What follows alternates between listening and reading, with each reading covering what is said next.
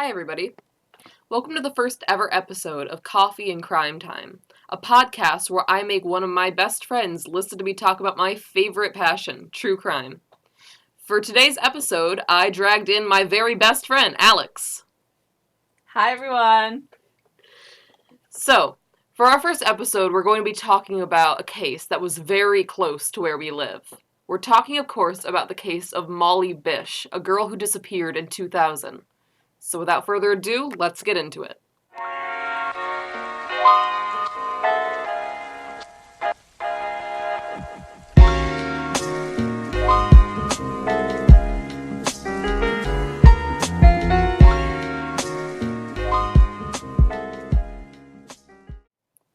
In 2000, Molly Anne Bish went missing. She and her family, for the past 16 years, had been living in Warren, Massachusetts, a small town which was overall considered safe. Molly and her family were originally from Detroit. Unfortunately, however, a woman in their neighborhood was abducted and murdered, so when Molly was 1, her parents decided it would be safer to move to Warren. They had a relatively normal life, and when Molly was 16, she got a job as a lifeguard at Commons Pond in Warren. The pond, her mother recalls, was a safe place, but it was completely surrounded by woods, so it was rather isolated. On June 27, 2000, Maggie, Molly's mother, dropped her off at the pond for work. 3 hours after she dropped her off, she got a call from the police. This was when her nightmare started. Somebody had called the police and told them that there was no lifeguard on duty, but that was when Molly should have been working. Of course, Maggie rushed right to the pond, where she found Molly's flip-flops, first aid kit, radio, and lunch, but no sign of her daughter. The police also noted that there was no sign of a struggle. They searched the pond and the surrounding woods, but they could not find Molly anywhere. Her father, John Bish Sr., said at the time, quote, "It's hard for me to describe that sinking, hollow feeling you have, as divers are looking for your daughter, as dogs are combing the woods and police officers are searching and interviewing people. And I almost immediately began to think that something really horrible happened." Unquote. So at this point, Molly's parents are absolutely freaking out, and the police are convinced that it was an abduction. They're racking their brains for anything that they could think of that happened that day or the days leading up to the day that Molly disappeared. And Maggie thinks she might have seen the abductor earlier that day when she dropped Molly off. She saw a man sitting in the parking lot, and she got this kind of strange feeling from him. He wasn't really doing anything wrong. He was just sitting in his car in the parking lot, but she just felt uncomfortable by his presence. And he was seen by other witnesses in that parking lot and at a cemetery by the pond that day. In the next couple of days after Molly disappeared, the family was relentless in trying to figure out where she went. They created a website to publicize Molly's disappearance, and they set up an email chain that reached over 30,000 people in the area. Maggie met with a famous sketch artist, Jean Boylan, to make a composite of who she thought the abductor was. So this was the man in the white car. She thought it was very, very close to who she saw. So I'm going to turn over the composite sketch to Alex and have her describe what she's seeing here. When I look at this picture, I see an Italian-American looking man. He has dark brown hair, a mustache, and some other facial hair. It seems to be a partial beard. He's also smoking a cigarette and looks to be about 50 years old. So when Maggie first met with the sketch artist, she felt like something was missing from the picture. And that's actually when she called her back up and asked her to redo it with a cigarette. And she said it was spot on. That's exactly who she thought she saw. And that was the man in the white car. So the police started going through local sex offenders, thinking that it was a sex-related case, but there's no identification made.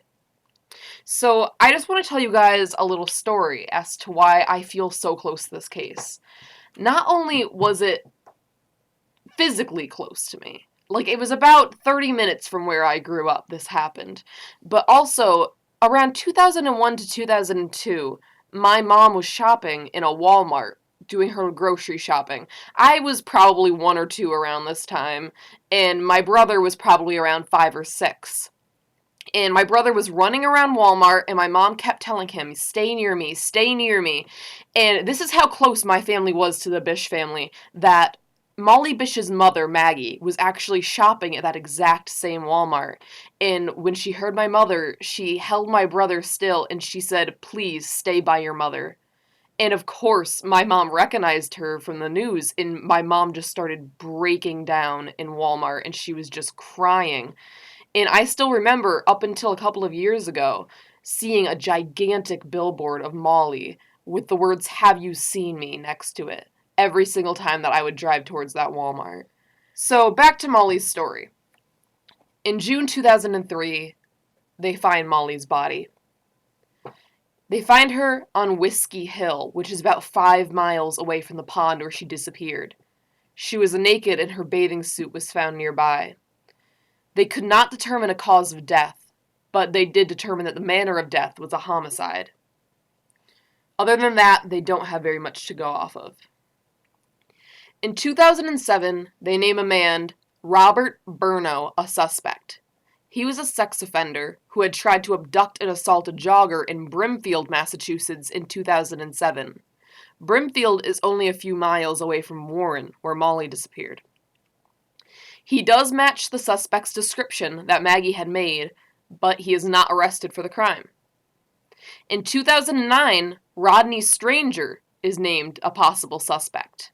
He's a convicted murderer, and he lived in the same area as the Bish family when Molly disappeared. He lived actually in between 2 places. He lived about the same distance between the Bish household and the YMCA where Molly got certified as a lifeguard. And he was also known to frequent the pond and the woods around the pond where Molly worked. He also matched the suspect description that Maggie had given. And before Molly Bish was killed, Stranger's girlfriend claimed that Stranger may have been involved in a few different murders en masse, not just the one he was convicted of. In 2011, Gerald Battistani was named a person of interest. He was also a sex offender, and he had raped a woman who lived near the pond where Molly worked. However, he died in November of 2014 without ever having been charged for the crime. Then there was David Poulet. He was the suspect in the case of Holly Kristen Pillarainen. Holly was a 10-year-old girl who lived near Warren, who was abducted and murdered 7 years before Molly was. Now, here's where this story gets a little bit creepy. Molly had written a letter to Holly's family shortly before she disappeared, and I have searched everywhere, but I cannot find out what this letter said. I'm assuming it's because the family never released it. And their cases are very similar, but no charges were ever filed against Poulet because he died before he could ever be questioned or charged. Now, we have one other suspect, but we don't have a name for this guy. My best assumption is because all the rest of the men were on sex offender lists already, and this man was not, so unless they officially named him as a suspect, they couldn't release his name. So this man became a person of interest in 2017 when they found a white Buick LeSabre buried in a campground near Warren. Now, this white car was very similar to the one that Maggie said she saw that day that she dropped Molly off at the pond. And a witness told police that the unnamed man said something very bad happened and that he had been in the woods all night, the day after Molly vanished. That same day, the witness also noticed that he had bloody scratches on his face. He denied any involvement in the Bish case. So in 2019, new testing began on the evidence from the Bish case, and investigators said that they are hoping that a DNA profile of the murderer will be obtained from this evidence. There are still no arrests that were made in the case of Molly Bish, and the case is still open and active. Right now, there is still a $100,000 reward being offered to anyone who can give information leading to an arrest. Pictures, including that of Molly, the composite sketch, Warren, Massachusetts, and the pond, and ways to help if you have any tips, are posted at coffeeandcrimetime.weebly.com. So what do you think, Alex? Do any of these men stick out to you? Do you think that any of them could actually be the real murderer, or do you think he's still just out there, unnamed and unknown? I think it's really interesting about the guy who buried the car. Yeah, definitely. I think that's the most surprising one because I feel like that would be my number one suspect. But they never named him a suspect. He was only ever a Exactly. person of interest, which I find absolutely ridiculous. I mean, technically, it's not a crime to bury your own car.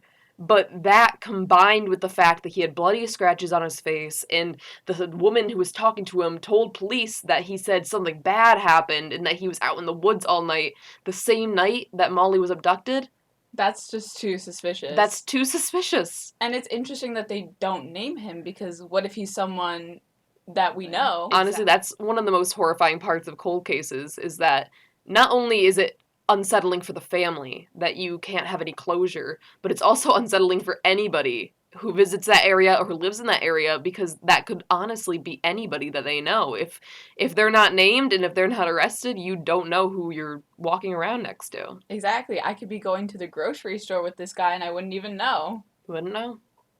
All right, everyone. That's going to be it for our first episode of Coffee and Crime Time. Make sure to tune in next week when we have a brand new episode for you.